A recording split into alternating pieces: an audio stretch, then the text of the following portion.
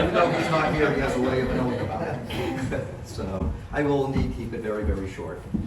But thank you, everybody. I appreciate the honor of being endorsed.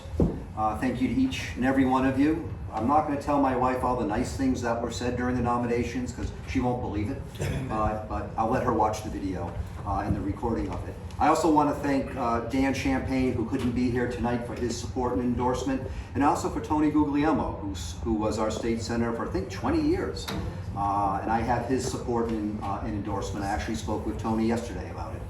But he's not here, so he can't be here to join us tonight. I'm going to keep my remarks very, very brief. All of you know who I am, of course. It's an honor to run. I do believe in our team, just not our team for the 35th State Senate District, but our team all around.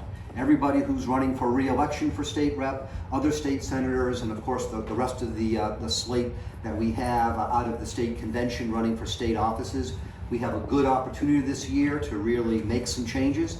It requires a lot of hard work. I'm prepared to do that, and I look forward to working with all of you so we can elect more Republicans, not only keep the seats we need, but get more seats. Once we get the majority, we can actually make the change that needs to be done. And the things I want to fight for, and that's a long list, there's a lot of important things out there, but some of the ones that we know we have to fight for is we got to fight for our shared principles, our shared values. We see that being eroded more and more, just not here in the state, but nationally.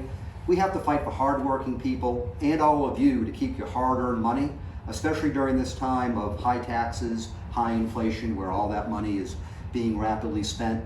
We very much need to fight for our individual rights, parental rights. Those are very, very important. I will fight for those. We also have to fight to support the good work that our police officers do.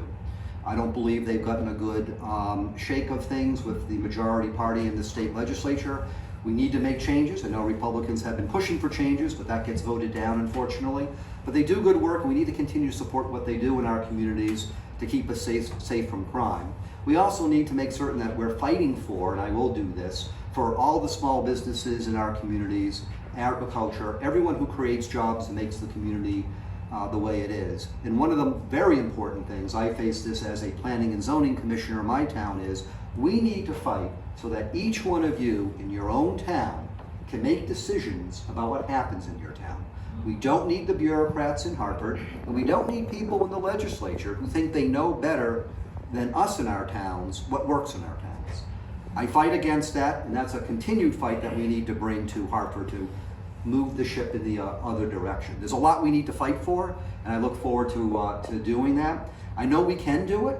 I know that we can stand up for our principles. We've been doing that all along for many years. I know that we can stand together for our communities. All of you have been doing that. I have been doing that. And we can very much stand together and change the direction of this state, which very much needs to be changed, and move it in the right direction so it doesn't work for a select few, but it works for everybody, all of you included. So I appreciate very much the endorsement. It energizes me now in the next phase of the election, which is to race to November and win. Very much so. So thank you very much, everybody.